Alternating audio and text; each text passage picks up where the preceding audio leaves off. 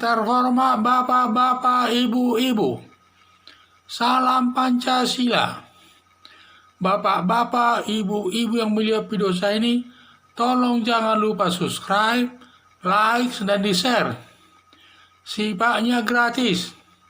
Saya akan mengomentari Ustadz Abdul Somad menuding Menteri Agama salah arah mengucapkan Selamat Natal. Jadi sumber saya dari YouTube. Jadi Menteri Agama Gus Yakub Khalil mengucapkan Selamat Hari Natal kepada umat Kristen. Tujuannya untuk menciptakan keharmonisan sesama pemilu agama yang berbeda. Itulah tujuannya daripada menteri tersebut. Tetapi Ustadz Abdul Somad, pernyataan daripada menteri dikomentari atau dituding oleh Ustadz Abdul Somad menyatakan Menteri Agama ini salah jalan katanya. Dia mengucapkan masalah Selamat Natal kepada umat Kristen. Katanya kalau Menteri Agama mengucapkan Selamat Natal kepada agama Kristen, yang menganut agama Kristen, itu namanya salah arah, bertentangan katanya dengan ajaran agama. Satu, pertentangannya satu, mengucapkan Natal kepada orang Kristen sama itu mengakui Nabi Isa mati karena disalib. Ini perlu saya komentari ini. Nabi Isa dengan Tuhan Yesus itu berbeda. Karena perbedaannya yaitu Nabi Isa itu dilahirkan Maryam.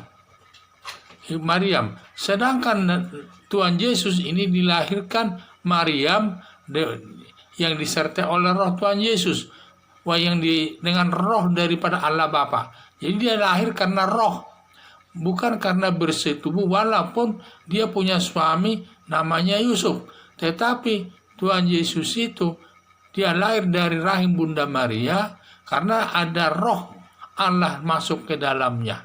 Nah, itulah sehingga kelahirannya itu disebutlah Tuhan Yesus. Kalau Indonesia itulah yang dipercaya oleh orang Kristen, dan juga itu perbedaannya.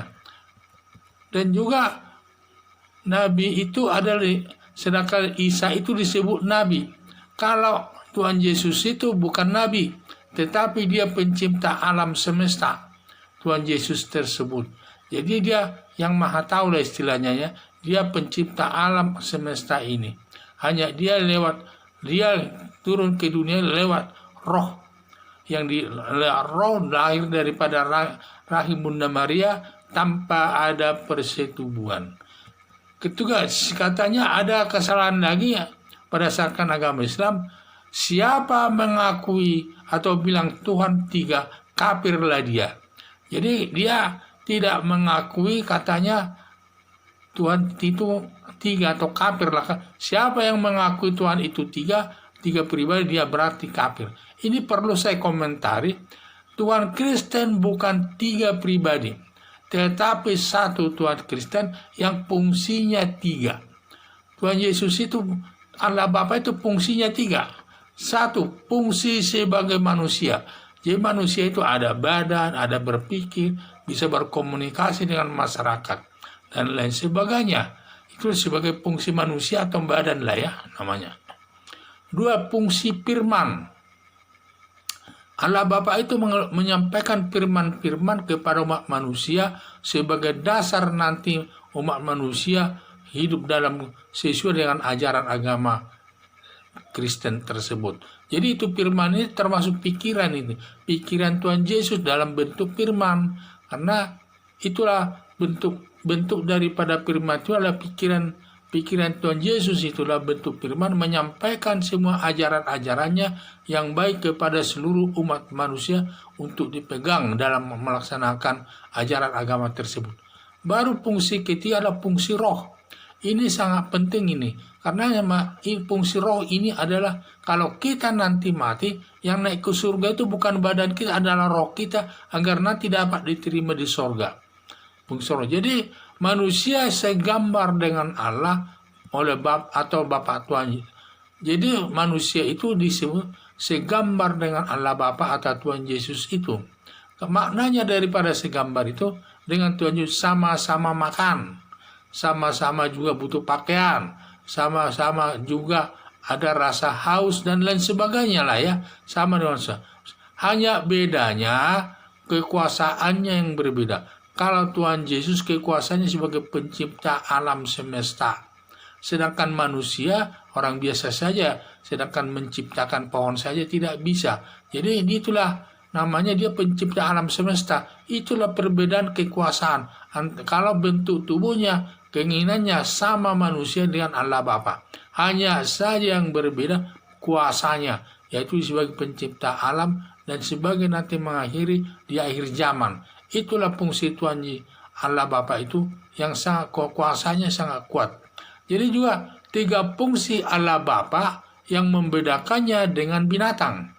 Karena binatang tidak ada fungsi daripada berpikir dan juga tidak fungsi roh. Jadi kalau tidak mengakui 3 fungsi daripada Bapa atau Tuhan Yesus, itu berarti bukan manusia. Dia berarti dia bukan manusia. Karena manusia itu punya 3 fungsi. Fungsi badannya itu fungsi berpikir, fungsi roh. Kalau Tuhan Allah Bapa namanya satu fungsi Allah Bapa, fungsi roh, fungsi firman dan juga fungsi daripada roh. Itu. Jadi kalau manusia fungsi tubuhnya itu 1 fungsi berpikir, 2 karena manusia itu kan sering berpikir, bernyanyi dan lain sebagainya, dan juga fungsi roh. Fungsi roh inilah yang sangat penting. Orang berbuat baik di selama hidupnya di tengah-tengah masyarakat ini tujuannya hanya satu, agar nanti kalau dia mati diterima di surga. Karena kalau dia nanti diterima di surga, itulah yang diharapkan manusia. Kalau selama di dunia ini dia selalu berusaha berbuat baik, melaksanakan ajaran agama itu. Kalau agama Islam melakukan sholat 5 kali 1 hari, naik haji dan lain sebagainya. Kalau orang Kristen mentaati aturan firman Tuhan itu, segalanya ditaati. Ini semua tujuannya supaya kita selama di dunia ini nanti, kalau kita sudah mati, roh kita itu diterima di surga. Diterima di surga dan hidup dengan bahagia di sana. Sedangkan fungsi badan kita ini nanti, ini tinggal di bumi, yang dikubur di dalam tanah. Tidak ikut nanti badan kita naik ke surga. Karena ini nanti badan kita hanya tinggal di bumi ini, dikubur di dalam tanah. Jadi fungsi roh itulah nanti yang penting. Karena kalau kita mati nanti, kalau semua perbuatan kita baik di bumi, nanti akan kita diterima di surga dan hidup selama-lamanya. Itulah yang diharapkan manusia.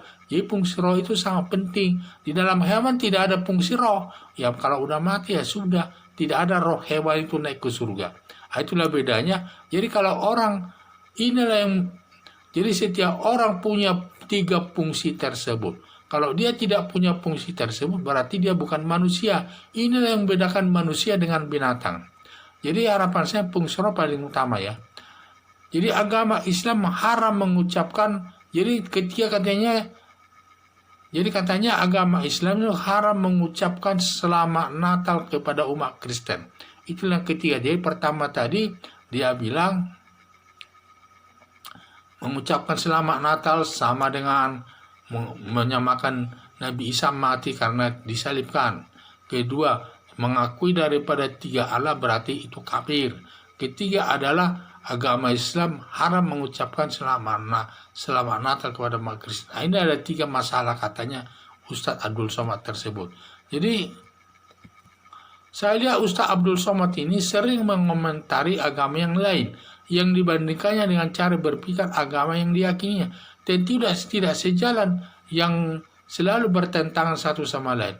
Makanya dalam ajaran agama menyatakan agamamu agamamu, agamaku agamaku.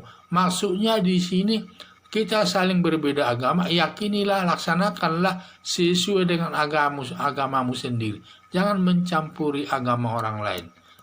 Jadi saya lihat, harapan saya Ustadz Abdul Somad jangan suka mengomentari agama lain. demi terciptanya kehidupan harmonis sesama pemeluk agama yang berbeda di tengah-tengah masyarakat, di mana negara kita yang berlandaskan Pancasila sebagai dasar negara. Sekian dan terima kasih.